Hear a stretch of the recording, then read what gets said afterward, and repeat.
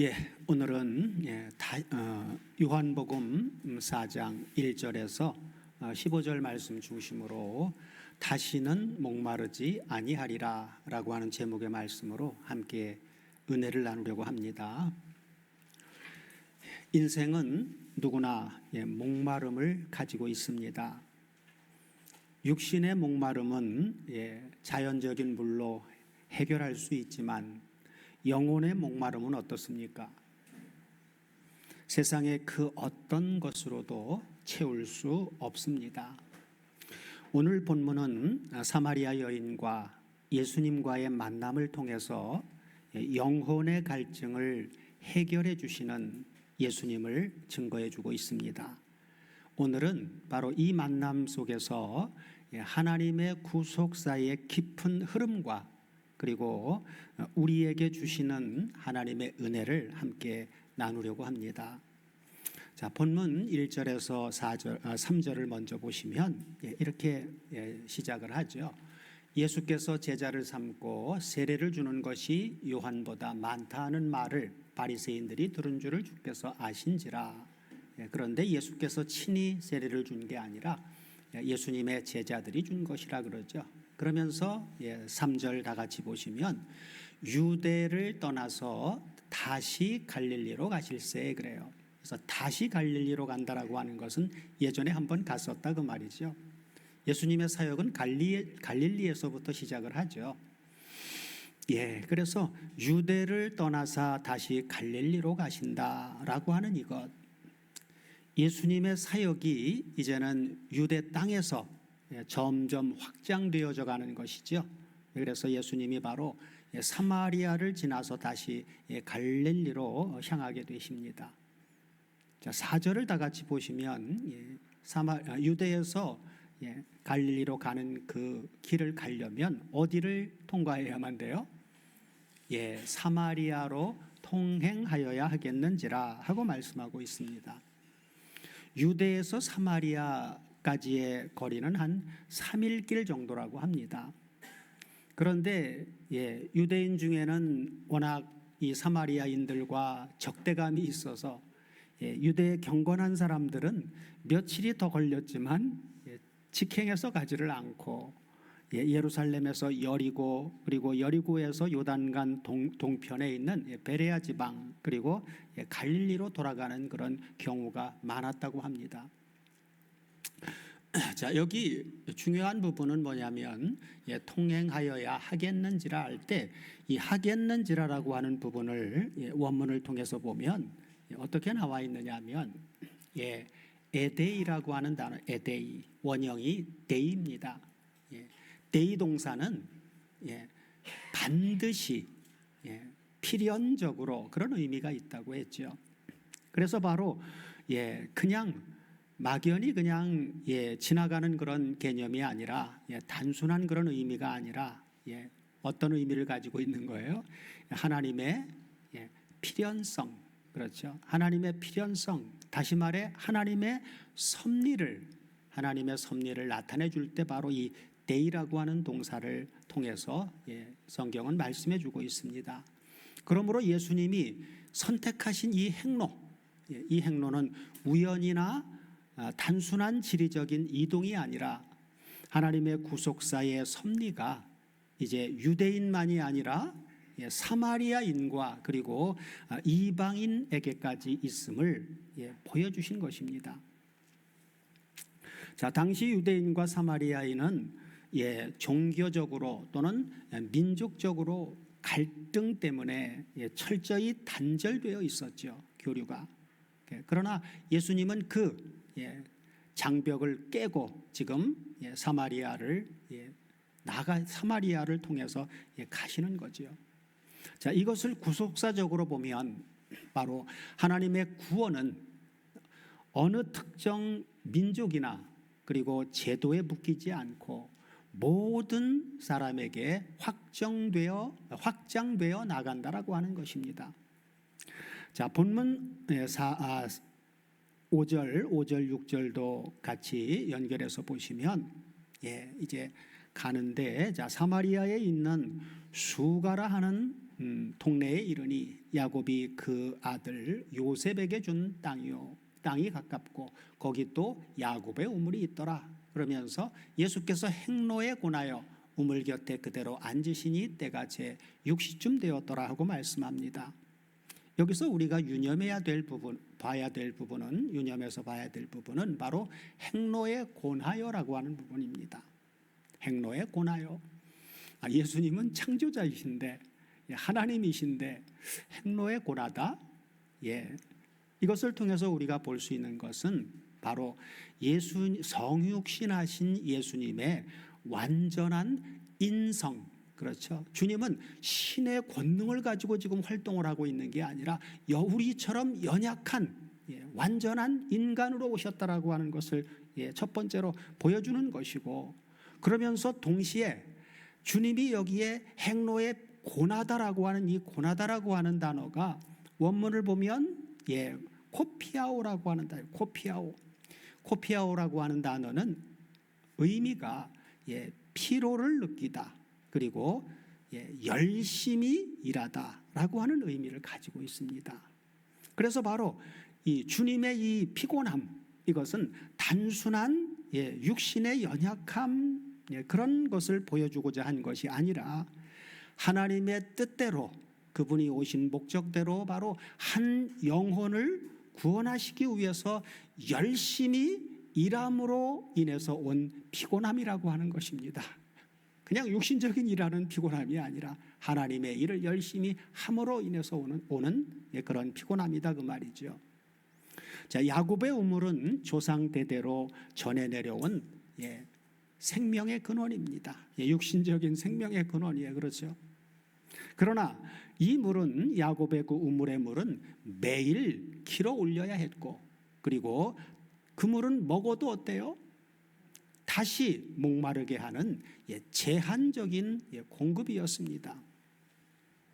예수님이 우물 곁에 앉으신 것은 그래서 단순한 쉼이 아니라 야곱의 우물, 곧 옛 언약과 그리고 그리스도께서 주시는 생수, 곧 새 언약이 만나는 자리입니다.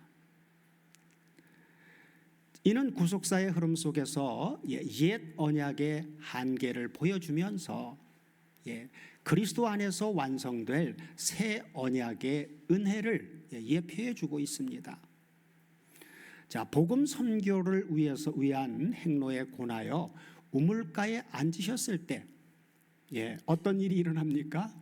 아버지가 바로 하나님의 일, 한 영혼을 구원하는 일에 고뇌에서 지쳐있는 아들에게 한 영혼을 보내주죠. 그래서 바로 7절 8절이 바로 그 한 영혼을 보내주신 이 사건을 말해주고 있는 것이죠. 자, 사마리아 여자 하나가 물을 길러 왔음에 예수께서 물을 좀 달라 하시니 이는 제자들이 먹을 것을 사러 동네에 갔음이로라 그래요. 자, 사마리아 여자 하나가 뭘 하러 왔어요?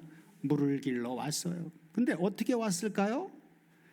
우리말만 보면 어떻게 왔는지 그 상황이 그냥 사마리아가 목마르니까 물 길러 왔지 이러고 그냥 보고 지나갈 수 있는 것인데, 여기에 왔음에라고 하는 단어를 원문을 통해서 보면 에르코마이의 동사의 직설법 미완료 태가 능동태로 나왔다면 그냥 혼자 자기 생각으로 온 것이라고 볼 텐데 중수디포태를 쓰고 있다는 거예요. 중수디포태.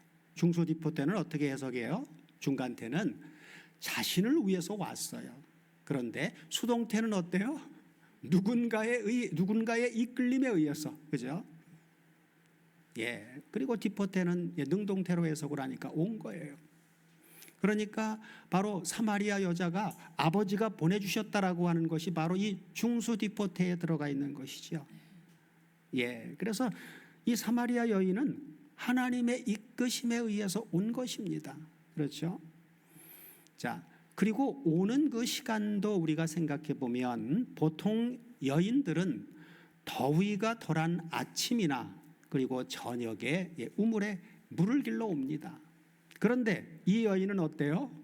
6시라고 되어져 있는데 이 6시는 바로 대낮 정오를 말해줍니다. 물론 이제 유대인들이 시간을 보는 게 유대식 시간과 또 로마식 시간 이런 시간의 차이가 있는데 학자에 따라 어떤 사람은 이제 이 시간을 그냥 6시로 그렇게 보는 사람도 있는데 정오에 온 것으로 보는 게 맞다고 봅니다.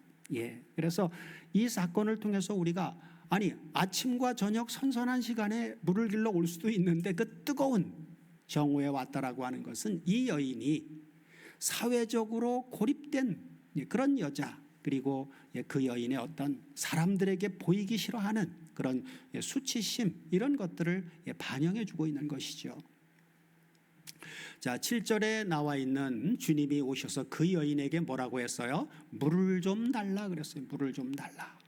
자, 이 물을 좀 달라라고 하는 것도 원문을 통해서 보면 자, 도스 모이 페인 그렇게 나와요. 도스 모이 페인. 그래서 달라라고 번역된 이 부분이 명령형인데 주님이 여인에게 명령형인데 이 명령형은 명령할 때도 쓰지만 명령형은 간청의 의미로도 쓰입니다.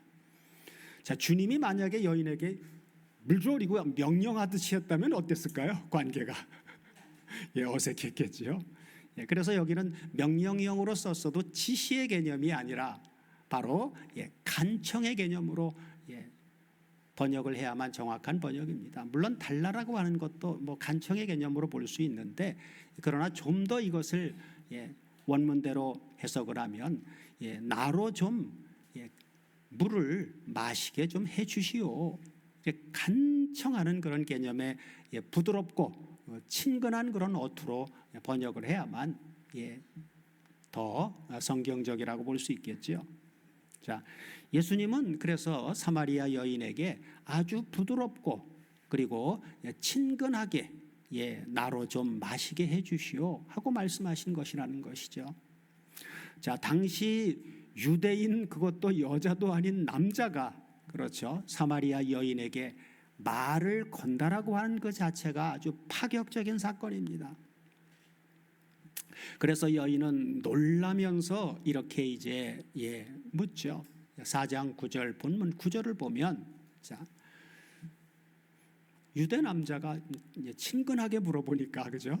사마리아 여자가 가로되 뭐라고요? 당신은 유대인으로서 어찌하여 사마리아 여자 나에게 물을 달라 하나이까? 그렇게 이제 반문을 했죠. 왜 그랬느냐? 그 이유를 이제 뒤에 설명하죠. 이는 유대인이 사마리아인하고는 어때요? 상종도 안 하는 그런 시기였단 말이에요. 자, 여기서 우리는 구속사의 중요한 한 장면을 보게 되는 것이죠. 예수님은 죄와 그리고 상처로 단절된 한 영혼을 친히 찾아오셔서 그렇죠. 차별과 장벽을 허물어 버리시고 먼저 그에게 말을 걸어주셨다는 것입니다. 이게 바로 주님이 우리에게 다가오실 때에도 그렇다는 것이죠.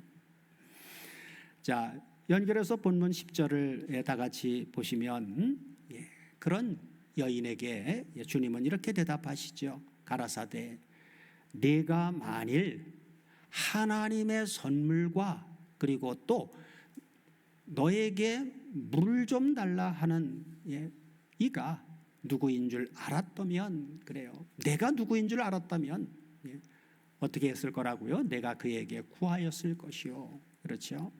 그가 뭘 준다고요? 생수를 내게 주었으리라 하고 말씀하죠. 그러니까 주님은 여인에게 물을 달라고 했던 이유가 바로 이걸 주시기 위한 것이죠. 이걸 주시기 위한 것이란 말이에요. 그래서 여기 내가 만일 하나님의 선물과 해서 이 선물이라고 하는 단어가 원문을 보면 헬라어로 도레아입니다. 도레아. 이 도레아라고 하는 이 선물은 단순한 선물을 이야기하는 게 아닙니다. 은혜로 값없이 주어진 바로 하나님의 선물이라고 하는 것을 강조해 주고 있는 단어입니다. 그러므로 주님이 말씀하신 하나님의 선물은 바로 뭘 얘기해 주고 있는 거예요? 생수라고 하는 것은 바로 성령 안에서 주어지는 구원, 곧 영원한 생명을 말씀해 주고 있습니다. 요한복음 우리가 앞서 나눴던 3장에서는 거듭남이라고 하는 사건을 통해서 하나님 나라를 보고 또 들어간다고 얘기를 해주시고, 그러면 어떤 방도로 거듭나느냐라고 하는 사건에 대해서 요한복음 3장은 아주 분명하게 얘기를 해주고 있죠. 모세가 광야에서 뱀을 든 것 같이 인자도 들려야 된다라고 하는, 그래서 주님이 십자가에 죽었다 부활 승천해야만 거듭나게 된다라고 하는 말씀을 3장에서 아주 분명하게 말씀해 주시고, 4장에 와서는 이제 그 구속의 사건이 우리 각 개인에게 어떻게 적용되어지는가를 설명해 주기 위해서 이 사마리아 여인을 등장시킨 겁니다. 단체가 아니라 한 영혼에게 찾아가신 거란 말이에요. 그리고 생수라고 하는 이 생수도 원문대로 번역하면 이 생이라고 하는 게 살아있는 그런 뜻입니다. 살아있는. 그래서 원문대로 번역하면 한자적인 개념이 생수인데 원문대로 그대로 번역을 하면 살아있는 물이에요. 살아있는 물. 그죠? 자, 그래서 생수, 이 살아있는 물이라고 하는 이 표현은 단순한 흐르는 자연적인 물이 아니라 하나님께서 주시는 영원히 목마르지 않는 하나님의 은혜를 의미해 주고 있습니다. 그래서 이 생수의 공급은 한 번 공급으로 끝나는 게 아니라, 그렇죠, 우리가 한 번 공급되어지는 사건은 거듭남, 하나님 앞에 값없이 의롭다함을 얻는 칭의와 중생을 현실화하지만 성화의 과정을 장성한 분량으로 성장해서 영화되어지기까지는 계속된 하나님의 은혜의 공급이 필요합니다. 그래서 은혜의 보좌 앞에 우리는 날마다 나가야 되는 거예요. 더욱 큰 은혜를 주셔야만 우리가 성화의 과정에 계속해서 성장하는 과정을 나갈 수가 있는 것입니다. 그래서 바로 이 생수라고 하는 것은 구약의 성경의 구약적인 전체의 문맥을 통해서 보면 구약의 가장 아주 분명하게 제시해 준 생수의 강물이 흐르는 광경은 에스겔서 47장이죠. 성전에서 흘러나오는 생수의 강에서, 그리고 스가랴서 14장에 보면 성전에서 나오는 그 상황을 예루살렘에서 솟아나는 생명수로 예언을 해주고 있습니다. 그리고 성경 맨 마지막 장인 계시록 22장에 가면 바로 아주 더욱더 세세하게 설명해 주기를, 그냥 예루살렘에서 나오는 게 아니라 거룩한 성 예루살렘 안에 중심에 누가 계셔요? 그렇죠. 하나님 아버지, 그렇죠. 하나님의 보좌와 그리고 어린 양의 보좌로부터 나오는 생명수 강으로 그렇게 결론을 지어주고 있는 것이죠. 자, 이것을 구속사적으로 볼 때 이 생수는 결국 바로 그리스도께서 십자가에 죽으시고 다시 사신 부활로 우리에게 넘겨주실 성령의 충만한 은혜를 말씀해 주고 있습니다. 성령의 충만한 은혜. 그래서 앞으로 이제 나누게 될 요한복음 7장에 가면 분명하게 나오죠. 그 배에서 생수의 강이 흘러나리라. 이는 저를 믿는 자의 받을 성령을 가리켜 말씀하신 것이라. 이렇게 말씀해 주고 있죠. 자, 사마리아 여자는 주님이 지금 생수를 주러 오셨다, 하나님의 선물과 또 너에게 말하는 내가 누군 줄 알았다면 그에게 구하였을 것이다, 그러면 생수를 주었을 것이다 라고 하는 이 주님의 말씀을 들은 사마리아 여자는 어때요? 주님의 말씀을 이해합니까? 아니면 못합니까? 그래서 본문 11절 12절을 보시면 이해했는지 나오죠. 이해했는지 못했는지. 자, 여자가 가로되 주여 물기를 그릇도 없고 이 물은 아주 깊은데, 무려 그 깊이가 뭐 한 38m 정도 됐다고 합니다. 엄청나게 깊죠. 자, 깊은데 어디서 이 생수를 얻게 쌈나이까 그래요. 그러면서 덧붙이기를 우리 조상 야곱이 이 우물을 우리에게 주었고 또 여기서 야곱 자신과 자기 아들들과 짐승들이 다 먹였으니 물을 마시울 수 있도록 했으니 당신은 그 야곱보다 더 큰 사람입니까? 라고 얘기를 하고 있죠. 그러니까 생수를 주시는 주님의 말을 듣고도 주님은 야곱보다도 더 못한 그런 분으로 여전히 생각하고 있는 것이죠. 그리고 당신은 지금 이 깊은 우물에서 물그릇 양동이나 두레박도 없으면서 어떻게 나한테 그런 물을 준다고 하느냐라고 하면서 여전히 무엇으로 생각하고 있어요? 육신적인 차원으로 생각하고 있는 것이죠. 그래서 바로 여기 물기를 그릇도 없다고 할 때 이 그릇이라고 하는 단어가 안틀레마라고 하는 단어인데, 이 그릇이 바로 우물에서 물을 퍼올리는 하나의 도구를 말해주고 있는데, 그것은 바로 우리가 알고 있는 대로 옛날 우리나라도 우물 문화였죠. 물 퍼내려면 어떻게 해야 돼요? 두레박이 있죠. 도르래가 있어가지고 이렇게 이제 두레박, 양동이 같은 그런 의미를 가지고 있어요. 그래서 원문대로 직역하면 당신은 물을 길어 올릴 두레박도 없으시면서 그렇게 해야 우리가 아마 한국 사람은 이해하기가 더 좋을 겁니다. 그래서 여전히 이 사마리아 여자는 주님이 어떤 분인가를 알아보지 못하고 세상적인 차원에서 생각을 하죠.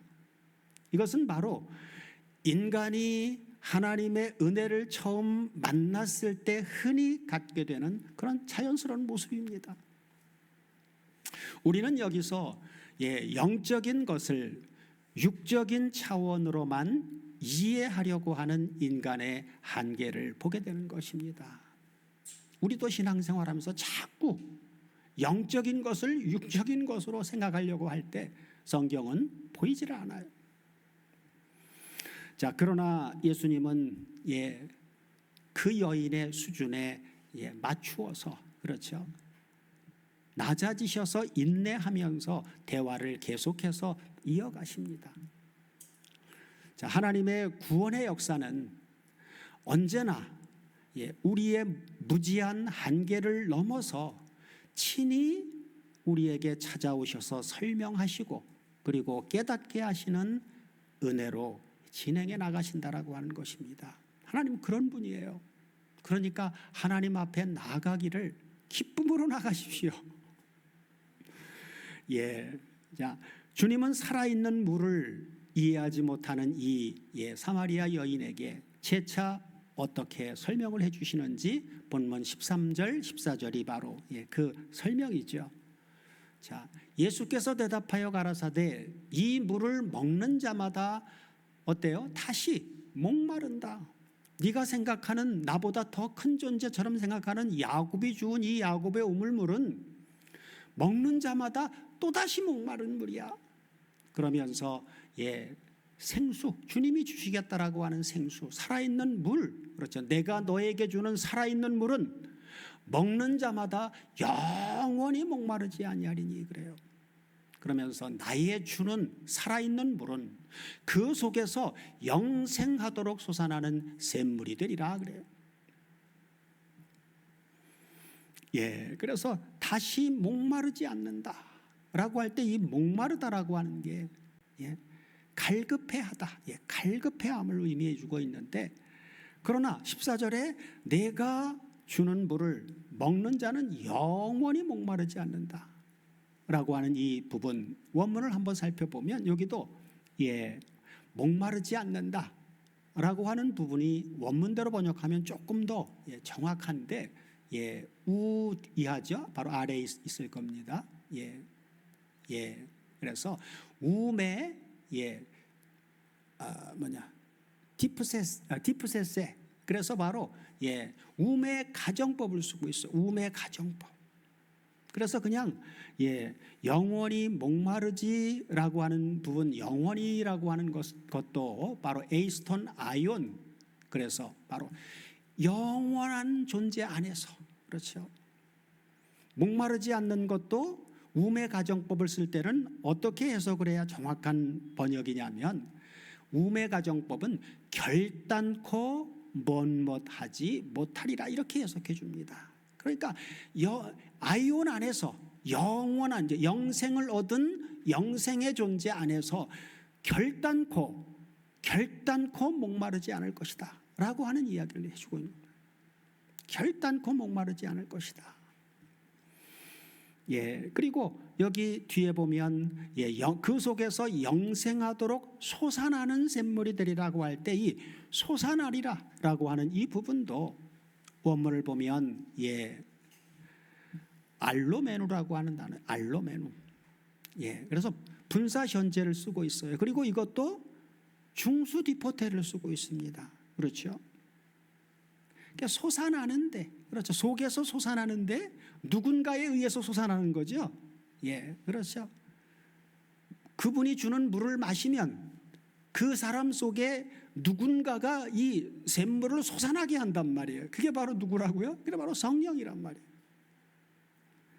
그러니까 성령에 의해서 우리 속에서 이 살아있는 샘물이 계속해서 폭포수처럼 솟아나오게 만들어준단 말이에요.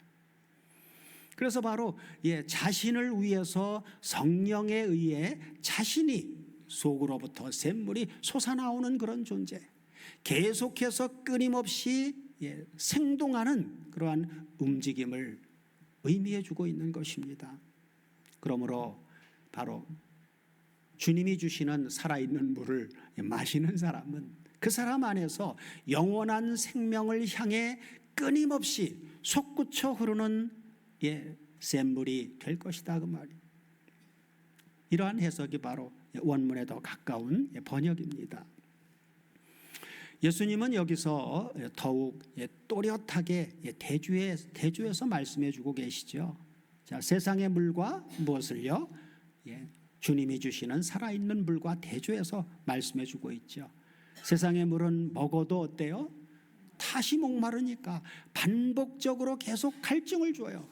그리고 만족도 먹으면 순간은 만족하지만, 그렇죠? 일시적인 만족인 것이죠. 그러나 주님이 주시는 살아있는 물은 어떻습니까? 이건 반복적인 갈증이 주어지는 게 아니라 영원한 만족, 그리고 속에서부터, 밖에서 들어오는 물이 아니라 속에서부터 터져 나오는 내적인 샘물이다 그 말이에요. 이렇게 주님이 재차 더 자세하게 여인에게 설명해 주자 이 여인의 반응은 어떻습니까? 그게 바로 오늘 본문 마지막 절이죠. 자, 15절 다 같이 보시면 여자가 가로되 주여 이런 물을 나에게 주사 목마르지도 않고 또 여기 물길로 오지도 않게 하옵소서. 그죠? 대단하죠? 그렇죠? 주여 이런 물을 내게 주사 이제 다시 목마르지 않고 또 여기 물을 길러 오지도 않게 하옵소서. 왜? 사람들에게 인정받지 못하는 수치를 가지고 있는 여인, 사람들과 동떨어져서 살고 있는 외로운 이 여인은 대낮에 물을 길러 오는 게 얼마나 수고스럽고 힘들었겠습니까? 그렇죠? 그러니까 내게 그런 물을 줘가지고 목마르지도 않고 또 여기 물 길러 오는 수고도 하지 않게 하옵소서라고 말해주고 있죠. 그래서 바로 여기에 목마르지라고 하는 부분도 동사의 가정법 현재를 써서 목마르지 않는 건 바로 계속해서 그냥 일회성이 아니에요. 원문대로 번역하면 계속해서 목마르지 않고, 그리고 물 길러 오는 것도 지금부터 계속해서 물을 길러 오지 않게 해달라고 하는 그러한 고백입니다. 좋은 이제 고백 같지만 여인은 아직도 생각이 어디에 머물러 있어요? 자기 자신의 편리함, 그죠? 자기 자신의 편리함 차원에 머물러 있어요. 그렇지만 예수님은 이제 뒤에 가서 우리가 보겠지만 점차 그녀의 영혼이 깊이 깨달을 수 있도록 점점 더 그녀가 이해할 수 있도록 그렇게 이끌어 가시는 것을 보게 됩니다. 자, 구속사에 있어서 하나님의 구속사에 있어서의 절정은 바로 그리스도께서 주시는 영원한 생명으로 우리의 영혼의 내적 공허와 그리고 목마름을 영원히 해결해 주신다라고 하는 것입니다. 사랑하는 다솜교회 가족 여러분, 사마리아 여인에게 찾아오신 예수님은 오늘도 잃어버린 한 영혼에게 동일하게 찾아오십니다. 그렇다면 오늘 본문은 지금도 우리에게 무엇을 말씀해 주고 있는 것입니까? 첫 번째는 주님 앞에 우리 영혼의 갈증을 인정하라고 하는 것입니다. 세상의 물론은 우리 영혼의 갈증을 결단코 채울 수가 없습니다. 세상이 주는 성공, 또 사람과의 관계, 그리고 돈, 그리고 즐거움을 추구하는 쾌락, 이런 것들은 다시 목마르게 합니다. 우리가 뉴스를 통해서 보면 볼 수 있잖아요. 그렇죠? 성공한 사람들이 왜 마약에 빠지고, 그렇죠, 쾌락에 빠지고 이런 일들이 왜 일어나냔 말이에요. 그건 만족을 주지 못한다라고 하는 결과를 우리는 그런 예를 통해서도 얼마든지 알 수가 있어요. 마약은 한번 빠지게 되면 끊기가 어렵죠. 자, 그리고 두 번째는 생수의 근원 되신 우리 주님께 구하라고 하는 것입니다. 구하지 않는데도 주는 건 성경에 그런 얘기가 없어요. 주님은 우리한테 말씀하셨죠. 구하라 그리하면 주실 것이요, 찾으라 그리하면 찾을 것이요, 문을 두드려라 그리하면 열릴 것이다 그랬어요. 야고보 사도도 야고보 4장에서 그랬습니다. 너희들이 얻지 못하는 것은 구하지 않기 때문이고, 그리고 구하는데도 얻지 못하는 것은 하나님 뜻대로 구한 것이 아니라 정욕으로 쓰려고 잘못 기도했기 때문이다 라고 말씀해 주고 있죠. 차별 없이 상처 많고 수치 많은 여인을 먼저 찾아오셔서 내가 주는 물을 마시라 하고 말씀하셨듯이 주님은 오늘도 우리 영혼에게 친히 내가 주는 물을 마시라 하고 말씀하십니다. 자, 셋째는 성령 안에서 영원한 샘물을 솟구쳐내는 그러한 삶을 주님께 구해서 받아서 누리라고 하는 것입니다. 예수님이 주시는 물은 내 안에 내주하신 바로 성령의 역사로 말미암아 우리 속으로부터 솟아나는 샘물이 되어서 나만 살려줄 뿐만이 아니라, 그렇죠, 다른 이들에게도 생명의 은혜를 흘려보내게 해줍니다. 결론적으로 예수 그리스도의 십자가와 그분의 다시 사심, 부활로 성령을 부어주신 우리 주 예수 그리스도께서 바로 그분 자신이 바로 뭐라고요? 생수의 근원이시라고 하는 것입니다. 누구든지 바로 이런 주님 앞에 나오는 자는 다시는 목마르지 않는 영원한 만족을 얻게 됩니다. 오늘도 주님은 우리에게 이렇게 말씀해 주십니다. 내가 주는 물을 마시는 자는 영원히 결단코 다시는 목마르지 아니하리라 하고 말입니다. 우리 모두로 이 은혜의 말씀을 믿고 우리의 영혼을 주님께 온전히 맡김으로 다시는 목마르지 않는, 속에서 생수의 강이 솟구쳐 오르는 성령 안에서 충만한 삶을 날마다 누리면서 살아갈 수 있도록 해주시기를 우리 주 그리스도 예수의 이름으로 축원드립니다.